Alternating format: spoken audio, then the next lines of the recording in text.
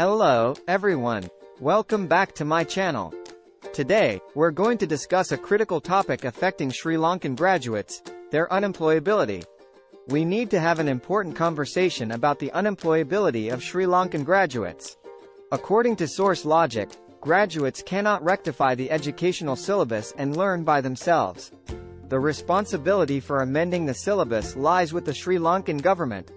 We need to recognize that these graduates are products of a system that takes them from grade 1 to graduation, following a predetermined governmental educational syllabus. It is the responsibility of the Sri Lankan government to amend the syllabus and ensure a quality education system. However, the graduates themselves are not solely responsible for their unemployability. If the utter product of the procedure fails, don't solely blame just on inputs. Check the governmental process of policy making too. John Dewey, an educational philosopher who recommended incorporating working hours into the syllabus. By doing so, students could gain practical skills alongside their theoretical knowledge. However, this concept seems far from realization in Sri Lanka. It's disheartening to witness the Sri Lankan government complaining about the unemployability of graduates, solely because they lack professional qualifications. However, we must question who is truly responsible for not utilizing the philosophies of educational philosophers like John Dewey in the Sri Lankan education policy. Is it the targeted product of the Sri Lankan government called the graduates, or the policymakers themselves who should be held accountable for the process and output of the system? The Sri Lankan government complains about the lack of professional qualifications among graduates. But let's not forget that these graduates are simply products of a system that takes them from grade 1 to graduation, following a predetermined governmental educational syllabus. The government must take responsibility for the output it has created. Graduates are left with a void, lacking professional qualifications due to the flaws in the education system. How can they obtain these qualifications when their valuable time is wasted? I like to ask it from the audience: who is responsible for this unemployability? Is it the targeted product of the Sri Lankan government named the graduates, or the educational policymakers who are responsible for the process and output of the system? The answer may not be as straightforward as it seems. The responsibility of rectifying the free education system in Sri Lanka lies with the government, not the graduates. It is a shameless joke to hear members of parliament complaining about unemployable graduates while offering jobs as development officers, not based on vacancies, but merely to give them employment.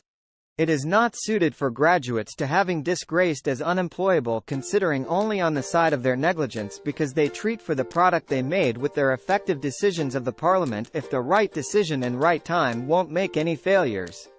Ultimately, members of parliament shamelessly complain about the unemployability of graduates due to their lack of professional qualifications. But how can these graduates obtain those qualifications if the Sri Lankan free education system wastes their time implementing unnecessary educational reforms? I called unnecessary because highly educated guys are tending to be named as unemployable. It is so confusing fact that why these members of parliament don't make an exciting move to be liable to the tax collect from the general public which they spend according their decisions passed on budget. Especially in an occasion the education policy they made showed a big failure to whole the world. Even if the educational utter product is not usable, it is called a failed education system. Utter product named to be failed because it is said that graduates are unemployable and not possessed with professional qualification. Within effective educational system, educational qualification and professional qualification must be possessed at once, like John Dewey's philosophy. I am dare to say so because a person become as graduated so as to earn more, to get higher quality of life. They don't come under this education system so as to realize 4 noble truths. If their aim lays on realizing 4 noble truths, they follow the Buddhism. It's crucial for the Sri Lankan government to understand that graduates suffer the consequences of decisions made during their advanced level studies. Without proper career guidance, they are left vulnerable to choosing paths that may not align with the evolving job market or their personal aspirations. In order to address this crisis, it is not enough to be absorbed a concept from country like Finland, which one as students are not punished in any case. Everyone, regardless of their background, should have equal opportunities to revise their careers according to job market trends and personal desires. Just like the same country called Finland, it is time for the Sri Lankan government to take responsibility and reform the education system in an effective way like this. We must recognize that the output goes bad due to the flawed process of the government. The Sri Lankan system of education policy needs serious reconsideration. Graduates suffer the consequences of decisions made during their advanced level studies, where they often lack proper career guidance. The members of parliament in Sri Lanka are responsible for bringing about reforms in the free education system. It is a disgraceful joke to offer graduates jobs as development officers merely to provide employment, without considering the vacancies or the graduates' qualifications. In the same scenario, it is laughable to say that graduates with over 2 years of on-the-job training in teaching are not considered to have regular training experience because they were appointed as development officers and not as government teachers.